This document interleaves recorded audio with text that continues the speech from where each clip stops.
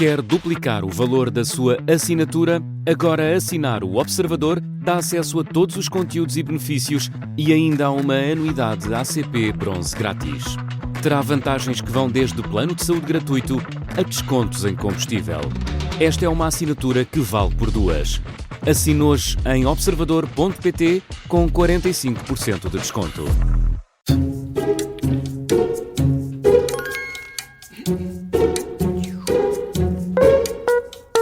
E na comissão de inquérito de hoje recebemos Paula Cosme Pinto, autora, consultora de comunicação, comentadora e apoiante de Catarina Martins na Corrida a Belém. Bem-vinda, Paula. Bom dia. Olá, bom dia. É um enorme gosto de estar convosco. Estava aqui a confessar-vos que eu fico muito nervosa com este vosso programa, porque eu sou aquela pessoa que bloqueia a jogar trivial. Portanto, há aqui uma grande probabilidade de enxovalho público. Nós ajudamos. Estamos cá para ajudar. Exatamente. Vamos às regras. Portanto, vamos fazer 5 perguntas. Cada resposta certa vale 5 pontos. Pode pedir a ajuda do público. Somos nós.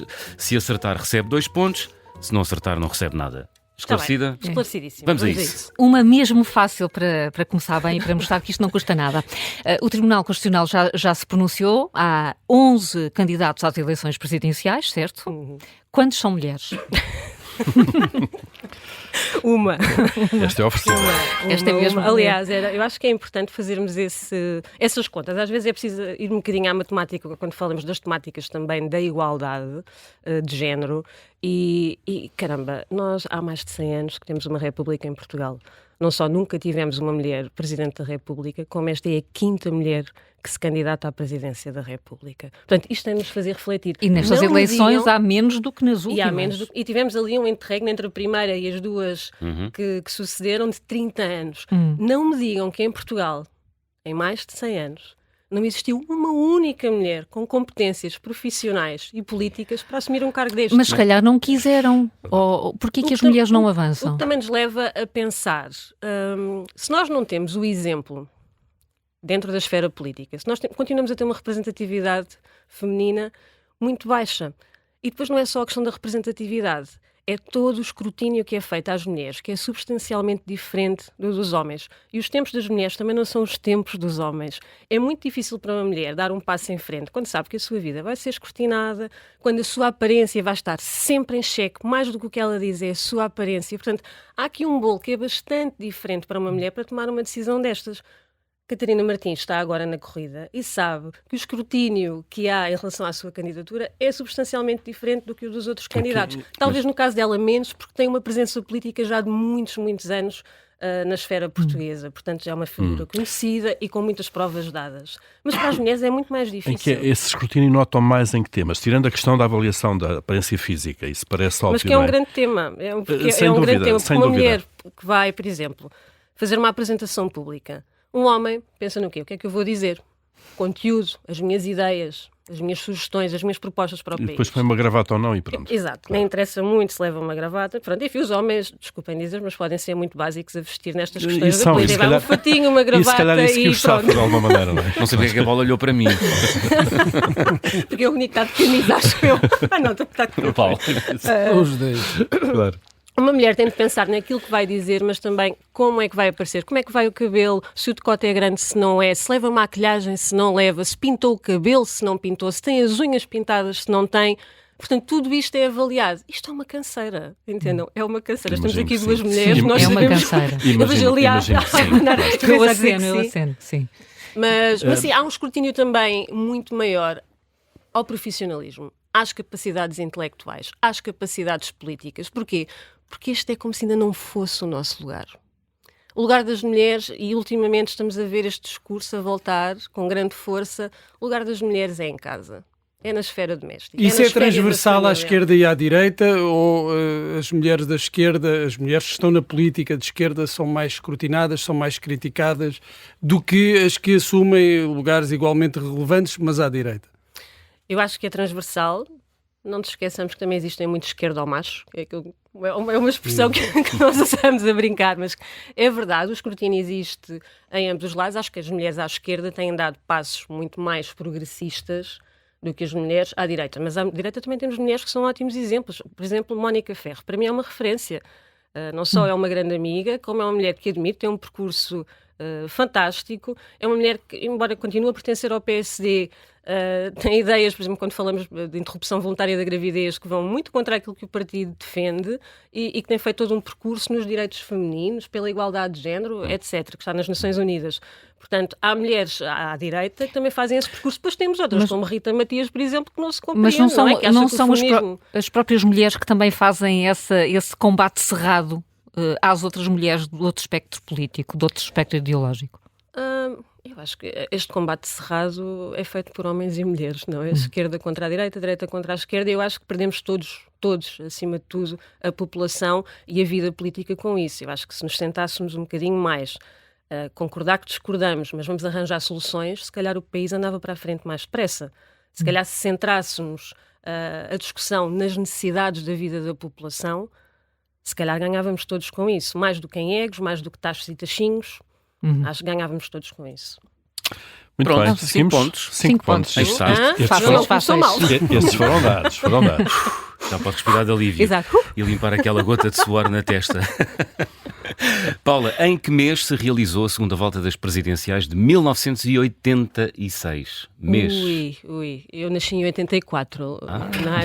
Não estava lá. Digamos que a minha memória desses tempos se resume Mas se falarmos certamente... tanto destas eleições... Se for lá pela lógica, não erra. Não, confesso que não sei o mesmo. Segunda volta. Então, mas o calendário presidencial nunca é diferente. É fixo o calendário. É muito fixo. Não há eleições antecipadas, não é? Segunda volta. Primeira volta, segunda volta são sempre os mesmos meses. Isto já é dizer tudo. Já não sei, a segunda volta faz-se quanto tempo depois? Agora é uma boa pergunta. Essa é uma boa pergunta. Olha que agora apanharam-me mesmo. Quer ajuda, Paula. 2 a 3 semanas. Quer ajuda. Eu diria que é em fevereiro, mas... Então está certo, está certo. Direi muito Está bem. Eu queria estar aqui, eu Mais acho 5 que pontos. é o quê? Agora é o quê? É fevereiro. É um mês, mas é um mês depois. Não chega ao mês. Não chega ao mês, há semanas. uma semana de pausa e depois as 2 semanas de campanha. campanha. mês, Em princípio, nestas será 8 de fevereiro, se houver segunda volta. Muito bem. A Paula está envolvida diretamente nestas eleições, é apoiante de Catarina Martins. O que é que distingue Catarina Martins do candidato da área da esquerda mais bem colocado nas sondagens, António José Seguro? Bom, eu diria que nós temos aqui... Há um momento, que é o momento da Troika, não é? E das medidas da Troika, que mostram muita diferença entre estes dois candidatos. E qual é que é o seu foco? Eu acho que Seguro... se alinhou muito mais nessa altura com o governo e pôs um bocadinho de lado as consequências, nem que fossem simbólicas, não é? Porque, quer dizer, não estava dependente da decisão do Seguro, o pacote da Troika ser aprovado ou não. Mas simbolicamente é um sinal de que não está a olhar para o prejuízo que isso traria à vida das pessoas. Catarina Martins tem isto que a mim... enquanto eleitora, enquanto cidadã, até porque não sou uma mulher da política, não tenho vida partidária, que sempre me agradou, que a Catarina Martins ouve a população. Tem essa capacidade da escuta ativa, do interesse real pela vida das pessoas. E de todas as pessoas. Ou seja, tanto é uma mulher que quando está à porta de uma fábrica com trabalhadores que estão à beira de ser despedidos, como se senta com o dono da fábrica e tem uma conversa real com ele sobre vamos arranjar soluções. A perspectiva da Catarina parece-me sempre essa. Vamos arranjar soluções que tenham o mínimo de prejuízo possível para a vida das pessoas, para todas. E o eleitor que se situa na área da esquerda olha para a Catarina Martins e imagina em Belém a ser diferente do que a de António José Seguro?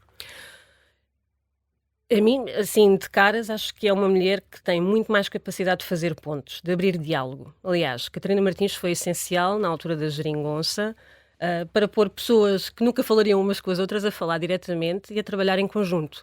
E o trabalho de um Presidente da República, neste caso de uma Presidente da República, é criar pontos, é abrir debates, é gerar diálogo, é pôr pessoas a conversar, é centrar o debate. E eu acho que nisso Catarina Martins é uma mulher inteligentíssima e tem essa capacidade de pôr pessoas a falar. Vamos dialogar, vamos resolver os problemas do país pelo diálogo. E António José Seguro não. António José Seguro não me parece que tenha tanto essa capacidade. Mas essa capacidade de diálogo não existiu agora antes de se anunciarem as candidaturas, no sentido de haver um único candidato de esquerda ou um candidato apoiado por vários partidos de esquerda. O que é que impossibilitou que houvesse essa união à esquerda? Bom, eu acho que já foi muito falado, acho que se esperava muito que Sampaio da Nóvoa avançasse e que fosse o grande representante da esquerda, não aconteceu. António Filipe partiu para a linha da frente sem abrir diálogo. E a partir do momento em que há um elemento que também não abre esse diálogo, não se tenta criar aqui uma estratégia de esquerda, é óbvio que começam a ter de surgir opções. A Catarina Martins acaba por ser quase impelida a avançar para esta e agora para esta está a ser candidatura. quase impelida a desistir em favor do candidato de esquerda que pode passar à segunda volta. Não, Catarina Martins está para ficar até ao fim. Ficará? É uma boa opção para os valores de esquerda? Sim, eu acho que nós temos falado muito da questão do voto útil. Eu não acho nada que o voto útil seja sequer justo para os eleitores. As pessoas têm de votar nas presidenciais por convicção e não porque dá jeito ou para escolher o mal menor. Esta é mesmo uma campanha, é uma corrida política que é sobre valores, é sobre pessoas, muito mais do que sobre partidos. Mas as legislativas são sobre partidos. Mas há uma matemática eleitoral. Exato. Já pensaram no drama de numa segunda volta exemplo, ter que escolher entre dois candidatos de direita e provavelmente um deles de extrema-direita? Mas já pensaram que se as pessoas votarem por convicção e não estiverem espartilhadas na questão do voto útil e vamos dar um jeitinho que se calhar até podemos ter surpresas na noite eleitoral? Pode acontecer, nós já vimos grandes mudanças em presidenciais, grandes reviravoltas. Eu sou sempre pelo pensamento positivo, vamos falar assim em linguagem de coach. Eu, enquanto eleitora, quero votar por convicção. Claro que não me agrada nada um cenário de uma segunda volta em que eu tenha duas pessoas em que eu não quero de todo ter de votar, mas há uma primeira volta. Portanto, pelo menos que na primeira se dê essa liberdade aos eleitores de fazerem esse voto por convicção. Muito bem. Então, seguimos. 10 então pontos. vamos para os 15 pontos agora com a próxima pergunta. Quem é o criador dos famosos sapatos que têm a sola vermelha? Isso é por Fazer uma vida de pergunta saltos altos. destas. É. Sabem Claro que a vida que é. de saltos altos, quando me foi proposta no Expresso, isto diz muito sobre a vida das mulheres no espaço público e mediático. O que era, não queres fazer um espaço assim levezinho sobre aquelas coisas que as mulheres querem ler, sobre moda, batons, sapatos. E então eu sugeri ser a vida de saltos altos e depois dei uma reviravolta. É aquilo que eu queria escrever. No conteúdo, claro. Sim, eu Cristiano Lobotan. Pois é mesmo. Muito bem. Mas já aqui falámos como é muito mais difícil para as mulheres estar na vida política e no espaço público também é? É. Sem sombra de dúvida, sem sombra de dúvida. Se vos dissesse a quantidade de insultos, ameaças, difamações que tive ao longo destes quase 15 anos a escrever sobre igualdade de género no espaço público, quer dizer, qualquer um de vocês certamente ficaria com pena de mim, porque é um sentimento péssimo para se ter, mas é Paula, verdade, o escrutínio... Mas são pessoas autênticas ou são... são pessoas autênticas. São mesmo pessoas São, que e muitas existem? vezes... São bots. Poderiam ser bots mobilizados. Ainda as críticas às mulheres ainda assumem uma natureza diferente, porque nós sabemos que vivemos um período muito polarizado em que as pessoas utilizam as redes sociais de forma muito agressiva, mas no caso de ser uma mulher a escrever, a dar a sua opinião, as críticas ainda têm ali uma natureza diferente. A cartilha machista está toda nas críticas que nos são dirigidas a nós mulheres, porque é muito distinto. Tem sempre a ver com volta para a cozinha. Já me disseram isto, sei lá, já perdi a conta. Volta para a cozinha. És mal, F. 3 pontinhos, não vou dizer aqui em direto na Rádio Observador, que acho que não é bem o fórum. Lá está. Não tens um homem que te satisfaça, arranja um homem, é o costume. Só estás a escrever aí porque dormiste com alguém. Portanto, és feia. Ou dormir a mais ou dormir a menos. Ou dormir a mais ou dormir a menos. Enfim, portanto, os Mas está estereótipos pior, vão lá Paula, todos. isto está pior. Agora está a piorar. Eu acho que nós tivemos um momento em que isto abrandou. É giro porque eu, como já estou há muitos anos a escrever na esfera pública, consigo perceber os picos, as flutuações. Antes do movimento Me Too, era uma selvageria.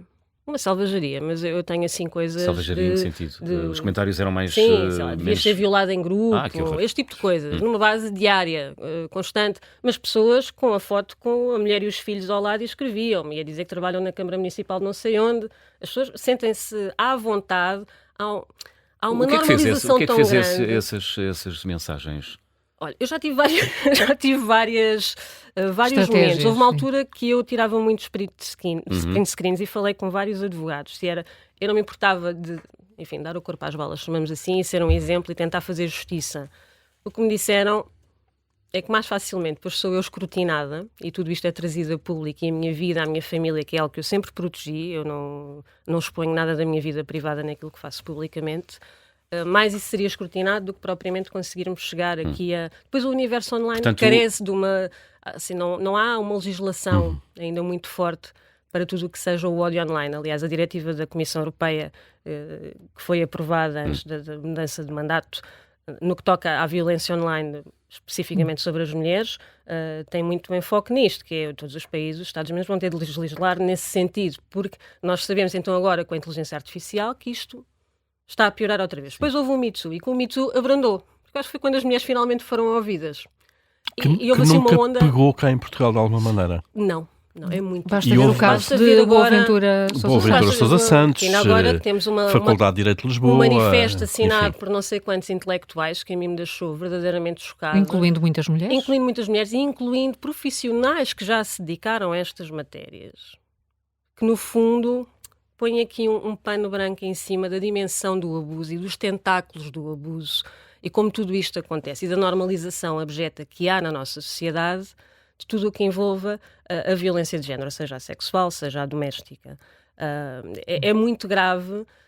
Ou seja, nós estamos mais preocupados em fazer a defesa da honra e o do potencial agressor do que acreditar quando temos 1, 2, 10, 20, 100 mulheres a dizer que aquele homem foi um agressor. E como é que os jovens estão nessa matéria? Eu vou a muitas escolas falar sobre estas matérias. Muito curiosamente, nunca posso dizer que vou falar sobre feminismo, porque senão teríamos ali paizinhos enfurecidos à porta da escola, e mesmo as direções não deixariam, mas falo muito sobre bullying. E aquilo que eu noto é os rapazes e as raparigas estão com muita dificuldade em conversar uns com os outros. Aquela série à adolescência, nós podemos achar que é um exagero e não é. Aquilo faz parte da nossa realidade atual. Nós temos uma bomba relógio em mãos que, ao todos coletivamente, pais, educadores, enfim, professores, olhamos com atenção e tentamos arranjar estratégias, ou vamos ter um problema a curto, médio prazo, até porque depois está muito ligado à radicalização à extrema-direita. Vamos falar do tema da violência doméstica na quarta pergunta. Sim. E a pergunta é: em que ano o crime de violência doméstica passou a ser público em Portugal? Isso é fácil, porque é um grande marco, é 2000. Certíssimo. É um grande marco, aliás, uma medida, não sendo eu, não faço parte do Bloco de Esquerda, mas há que dar aqui um palco ao Bloco de Esquerda. Foi uma proposta do Bloco que sempre esteve, claro. Agora também como a violência sexual é crime público, têm sido medidas alavancadas por este partido, que realmente tem tido uma visão mais progressista e muito alinhada na defesa dos direitos das mulheres. Estamos a falar de uma alteração significativa na legislação, mas já tem 25 anos. Que caminho foi percorrido até aqui e o que é que ainda falta percorrer? Parece que, pelo que acabou de dizer, Paulo não terá uma perspectiva muito otimista sobre o que pode vir aí nas gerações futuras. Há mudança de comportamentos e de opiniões. Eu costumo dizer que sou estupidamente otimista, eu neste momento estou a ficar um bocado estupidamente pessimista, até porque nós podemos mudar as leis. Podemos criar políticas públicas, mas as mentalidades serão sempre as últimas a mudar. O caso da Madeira. O caso da Madeira. E mais facilmente vamos criticar aquela mulher do que vamos criticar todo o sistema que está à volta e que não permite àquela mulher libertar-se da relação tóxica que tem com aquele homem. Mas viu-se muito agora nas reações a esse caso, já depois da decisão do Tribunal em libertar o agressor, muitas das críticas que eram feitas eram dirigidas à decisão ou à opinião da mulher. Claro. E aí é que reside o problema. As vítimas de violência doméstica, assim como as vítimas de violência sexual, sabem que têm muito mais a perder do que a ganhar quando avançam para a justiça. Porque há o escrutínio, a pressão familiar, a pressão social, a falta de resposta de apoio. Muitas das mulheres, quer dizer, há uma desigualdade salarial neste país que é só uma evidência, é estatística, não sou eu que digo. Uma mulher que tem pouca autonomia financeira, que não tem apoio familiar, que tem uma sociedade que está sempre a dizer, foi só agora, coitadinho, os homens são mesmo assim, não é? Estas frases são muito comuns. Dá-lhe lá mais uma oportunidade. Vocês têm um filho, não é? Pensa no menino. Isto são tudo frases que as mulheres ouvem constantemente. E falo das mulheres porque, estatisticamente, também são as mulheres as principais vítimas de violência doméstica.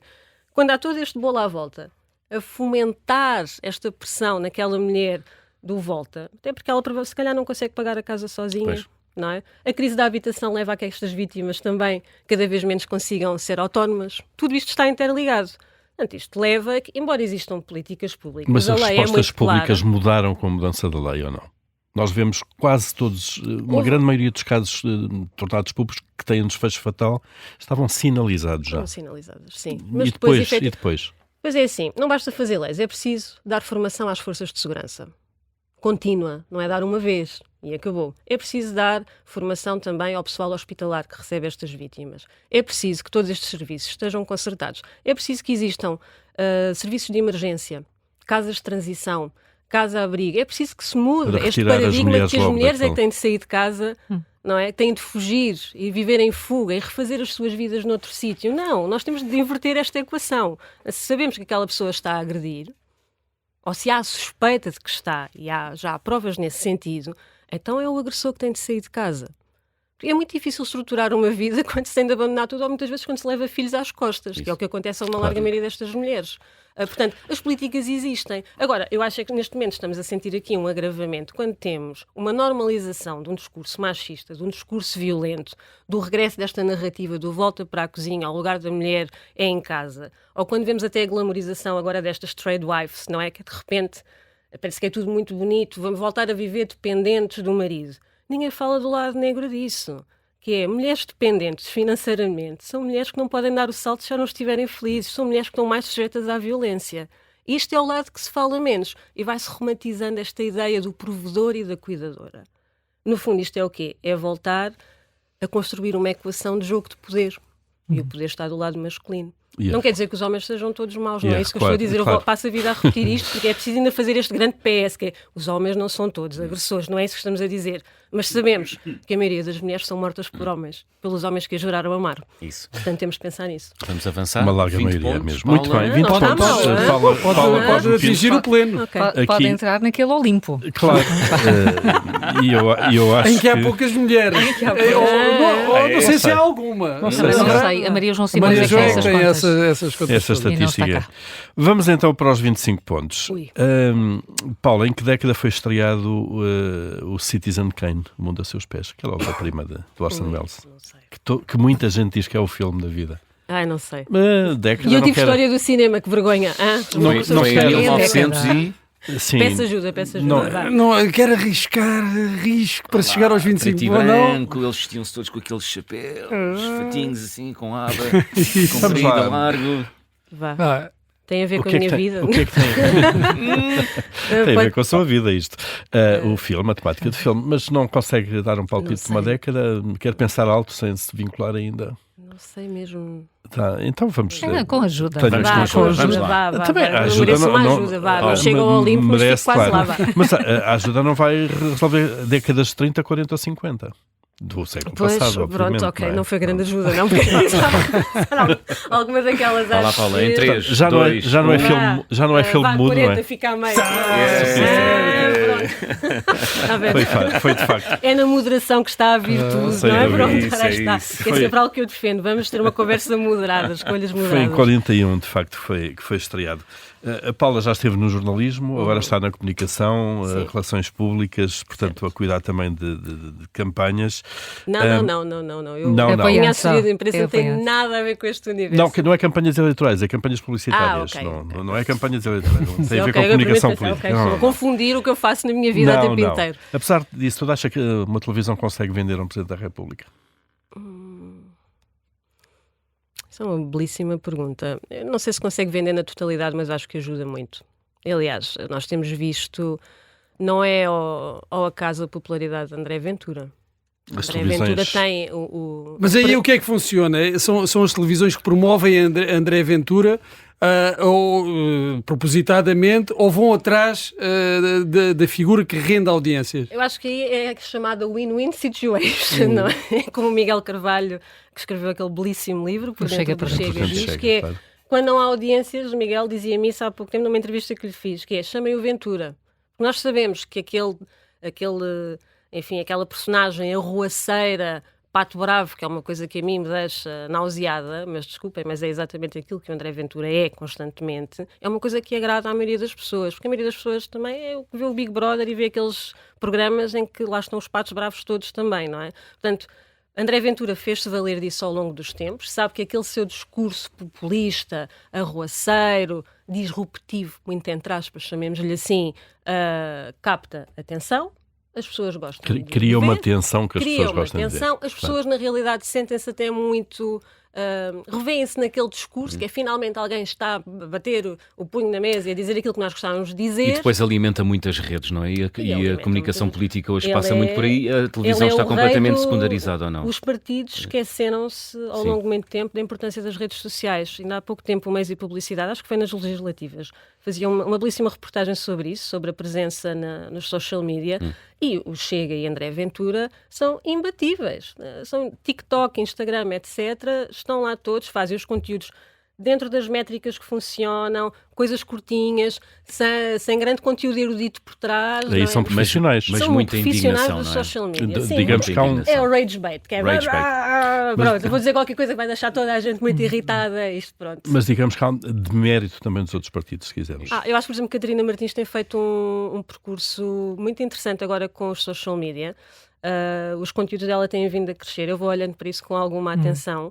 Mas lá está, mostrando que também se pode fazer um discurso mais empático, mais informativo, através das redes sociais e que chega à população e aos eleitores. Agora, assim, vai longe na corrida quando pensamos na presença mediática do Chega, é uma pena. Paula, chegamos ao Muito fim, bem, chegamos ao 22 fim. pontos. Não E foi nada quase, mal. Ficou a quase, 10 da glória quase. eterna. Mas pronto, sai daqui com votos de uma boa semana e um bom E ano. mais, e Obrigado. pastéis de nata também. Bom ano a todos. Bom ano. Muito obrigado. Obrigada. Bom ano.